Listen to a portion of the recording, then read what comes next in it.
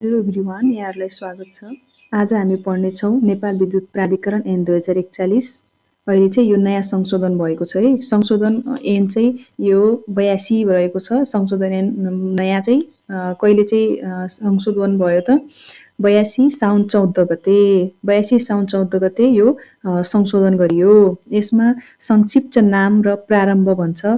यसमा चाहिँ यस ऐनको नाम नेपाल विद्युत प्राधिकरण ऐन 2041 रहेको छ। के रहेको छ भन्छ त यो ऐनको नाम चाहिँ नेपाल विद्युत प्राधिकरण ऐन 2041 रहेको छ।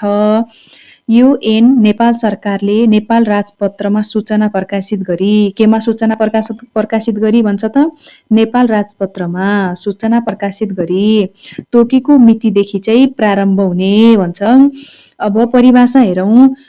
विषय वा प्रसङ्गले चाहिँ अर्को अर्थ नलागेमा के भन्यो त विषय वा प्रसङ्गले अर्को अर्थ नलागेमा यस ऐनमा के भन्यो यस ऐनमा ग्राहक भन्नाले हामीले अब विद्युत उपभोग गर्ने व्यक्ति सम्झनु पर्यो। के सम्झनु पर्यो त ग्राहक भन्ने बित्तिकै विद्युत उपभोग गर्ने व्यक्ति भनेर सम्झनु पर्छ। त्यसै गरी खमा भन्छ प्राधिकरण भन्नाले दफा 3 अन्तर्गत कुन दफा भन्यो भने 3 भन्नु पर्यो। स्थापना भएको नेपाल विद्युत प्राधिकरणलाई के गर्नु पर्यो त सम्झनु पर्यो। प्राधिकरण भन्ने बित्तिकै हामीले दफा 3 बमोजिम स्थापना भएको भनेर सम्झनु पर्छ। विद्युत भन्नाले चाहिँ पानी, डिजेल, कोइला वा अन्य कुनै प्रविधिबाट चाहिँ उत्पादन हुने विद्युत शक्तिलाई सम्झनु पर्ने हुन्छ। के भन्छ त पानी भन्ने बित्तिकै अथवा विद्युत भन्ने बित्तिकै हामीले केबाट चल्ने भयो त वाटरहरूबाट भयो, डिजेलहरूबाट भयो, कोइलाहरूबाट भयो, अन्य कुनै प्रविधिबाट चाहिँ उत्पादन गरिने विद्युत शक्तिलाई हामीले सम्झनु पर्छ। त्यसै गरी महसुल भन्नाले के भन्छ? महसुल भन्नाले चाहिँ प्राधिकरणले विद्युत उपलब्ध गराए बापत के भन्छ?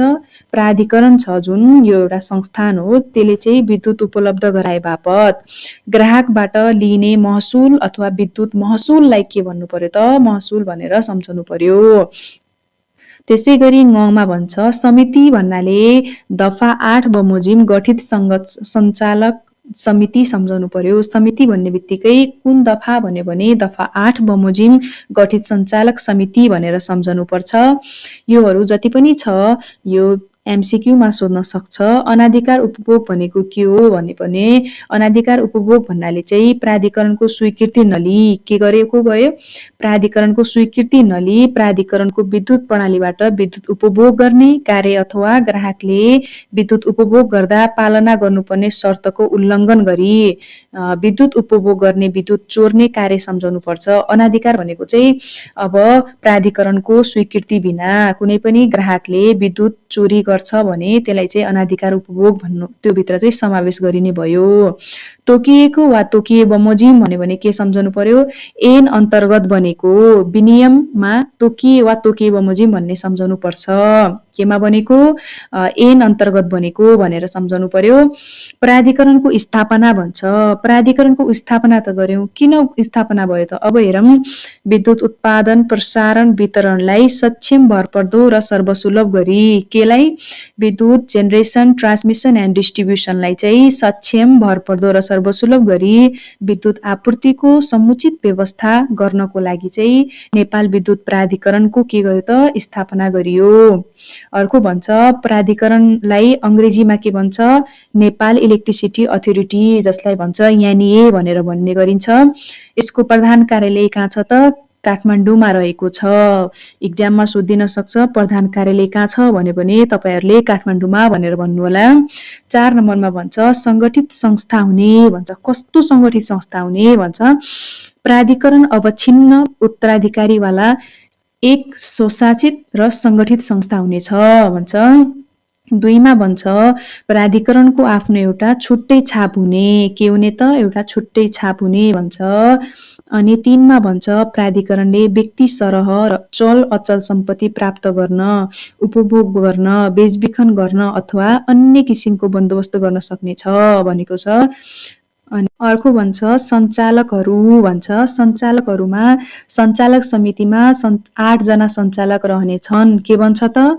यदि हामीलाई एमसिक्यूमा सोध्यो भने सञ्चालक नेपाल विद्युत प्राधिकरणको सञ्चालक समितिमा कतिजना सञ्चालकहरू रहनेछन् अथवा रहने व्यवस्था छ भने पनि तपाईहरुले 8 जना भनेर भन्नुहोला।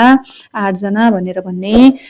त्यसमा चाहिँ अब सञ्चालकहरू साधारण सभाद्वारा निर्वाचित हुनेछन्। केद्वारा भन्छ? साधारण सभाद्वारा चाहिँ निर्वाचित हुने र निर्वाचित सञ्चालकहरूले आफू मध्येबाट छानेको एकजना व्यक्ति चाहिँ सञ्चालक समितिको के हुनेछ त? अध्यक्ष हुनेछ।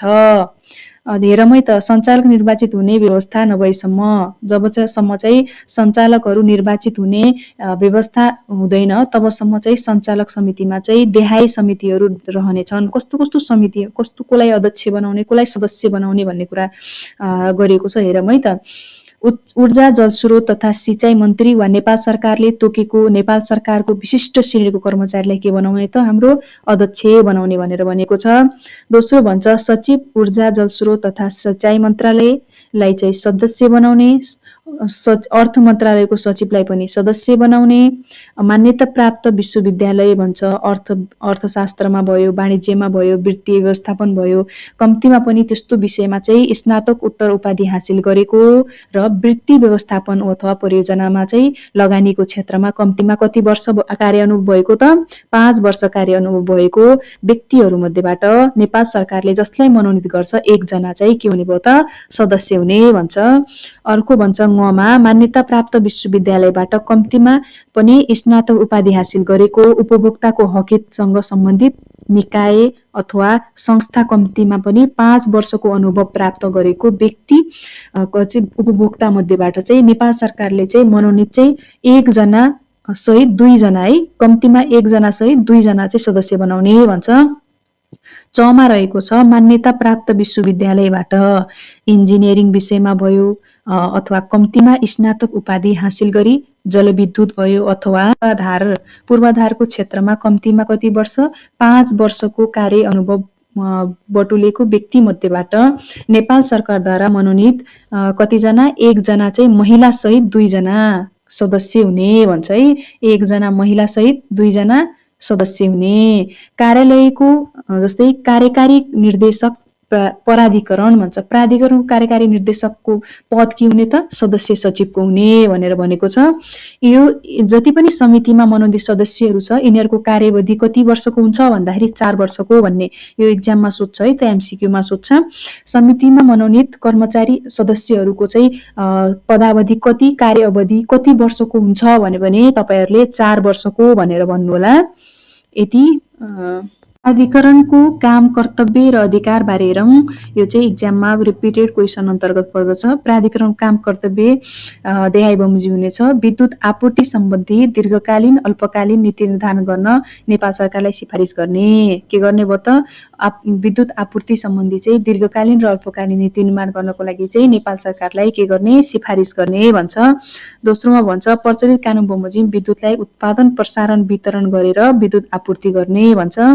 खमा भन्छ विद्युत उत्पादन गर्ने, प्रसारण, वितरण प्रणाली तथा तत्सम्बन्धी अन्य कार्यको चाहिँ योजना तजुर्मा गर्ने र तजुर्मा भएको योजनाको कार्यान्वयन र गर्न आवश्यक विद्युत उत्पादन केन्द्र, रूपान्तरण केन्द्र जसलाई सबस्टेसन भन्छ, वितरण केन्द्र, प्रसारण र वितरण लाइन तथा तत्सम्बन्धी सुविधाको निर्माण, सञ्चालन, संरक्षण र संवर्धन गर्ने, औद्योगिक तथा कृषि विकास तथा जनताको सुविधाको लागि चाहिँ आर्थिक दृष्टिले उपयुक्त क्षेत्रमा चाहिँ उपयुक्त स्तरको के गर्ने भयो त?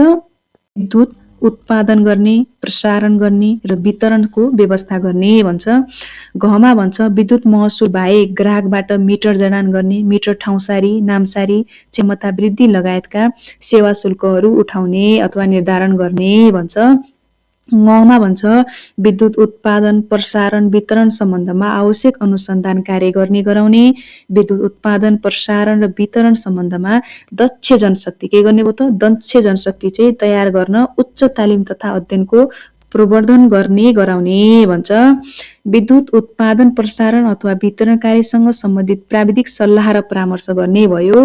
विद्युतको जस्तै प्राधिकरणको जति पनि उद्देश्यहरू पूर्तिको लागि चाहिँ आवश्यक पर्ने अन्य कार्यहरू गराउने भन्छ। 20 मा रहेको छ प्राधिकरणको अधिकार भन्छ। यो पनि एक्जाममा सोधिरहेको छ यो क्वेसन। त 5 मा चाहिँ सोध्ने क्वेसन हो यो, सोधेको पनि छ अहिलेसम्म। प्राधिकरणको अधिकार भन्छ। यसमा अधिकार अन्तर्गत स्वदेशी संस्था, बैंक वा व्यक्तिबाट ऋण लिने के गर्छ त? स्वदेशी संस्थाहरू भयो, व्यक्ति भयो, बैंकबाट ऋणहरू लिने गर्छ यसले। दोस्रो पोइन्ट रहेको छ विदेशी सरकार भयो, विदेशी संस्थाहरू भयो, अन्य अन्तर्राष्ट्रिय संस्थाबाट ऋण लिने गर्ने भयो। ग मा भन्छ ग्राहकबाट विद्युत महसुल र सेवा शुल्क उठाउने। ग्राहकबाट के गर्ने भयो त? विद्युत महसुल र सेवा शुल्क उठाउने। तर विद्युत महसुल दर निर्धारण चाहिँ विद्युत नियमन आयोगले गर्ने भयो। विदेशी मुलुकलाई विद्युत बिक्री गर्ने वा विदेशी मुलुकबाट विद्युत खरिद गर्ने। अब के भन्ने भयो त? अब विदेशी मुलुकलाई चाहिँ विद्युत बिक्री गर्ने। यदि आफूसँग विद्युत बढी भएको खण्डमा चाहिँ उक्त अवस्थामा आफूसँग बढी भएको विद्युत विदेशी मुलुकलाई चाहिँ बिक्री गर्ने भन्छ। यदि अथवा विदेशी मुलुकबाट विद्युत खरिद गर्ने। आफूसँग चाहिँ विद्युत कम भयो भने चाहिँ के गर्ने? विदेशी मुलुकबाट खरिद गर्ने भन्छ। खरिद बिक्री भन्ने यो सम्बन्धी। प्राधिकरणको कोषमा रहेको रकम लगानी गर्ने। यसमा के भन्छ? यसमा चाहिँ प्राधिकरण एउटा छुट्टै कोष हुन्छ जसमा रहेको रकमलाई के गर्ने भन्छ? लगानी गर्ने। प्राधिकरणले वितरण गरेको विद्युतको अनाधिकार उपभोग नियन्त्रण गर्ने। अनाधिकार उपभोग भनेको यो चाहिँ उपभोगहरू नियन्त्रण गर्ने यो सम्बन्धी गर्छ। निजी क्षेत्रबाट उत्पादित विद्युत शक्ति खरिद गर्ने। के भन्ने त? निजी क्षेत्रबाट उत्पादन भएका जति पनि विद्युत शक्तिहरू छ त्यसलाई खरिद गर्ने भन्छ। 6 मा भन्छ आफ्नो काम र कर्तव्य पूरा गर्नको लागि अपरिहार्य आवश्यक सबै कार्यहरू गर्ने भन्छ। आफ्नो काम र कर्तव्य पूरा गर्न जति पनि आवश्यकहरूलाई पर्छ, आवश्यकता पर्छ, त्यो सबै उले के गर्ने भयो त? अपरिहार्य सबैहरू कामहरूले गर्ने भयो। निर्देशन दिने अधिकार भन्छ। सम्पत्ति बेचबिखन गर्न नपाउने भन्छ। सम्पत्ति बेचबिखन गर्दा हामीले नेपाल सरकारको पूर्ण स्वीकृति नलिकन चाहिँ कुनै पनि सम्पत्ति बेचबिखन गर्न पाउँदैनौँ। यदि एमसीक्यूमा सम्पत्ति बेचबिखन गर्न पाउने अधिकार कसलाई हुन्छ भने नेपाल सरकारलाई भनेर भन्ने। यो त एमसीक्यूमा सोध्ने क्वेसनहरू के छन् हेरौँ है त। निर्देशन दिने अधिकार भन्छ है। कोले चाहिँ निर्देशन दिन्छ त? नेपाल सरकारले प्राधिकरणलाई देहाय बमोजिम निर्देशन दिनेछ भन्छ। निर्देशन दिने अधिकार कसलाई हुन्छ त? नेपाल सरकारलाई। हामी एमसीक्यू हेरौँ है त। वार्षिक प्रतिवेदन भन्छ। वार्षिक प्रतिवेदन को समक्ष पेश गर्ने त? नेपाल सरकार समक्ष पेश गर्ने। यो चाहिँ प्राधिकरणमा सोधिरहेको प्रश्नहरू हुने यो जति पनि मैले गराएँ। विनियम बनाउने अधिकार भन्छ। विनियम बनाउने अधिकार कसलाई हुन्छ त? विनियम प्राधिकरणको कार्य सञ्चालनका लागि यो ऐनको विपरीत नहुने गरी आवश्यक विनियम बनाउन सक्नेछ भन्छ। नेपाल सरकारसँग सम्पर्क भन्छ।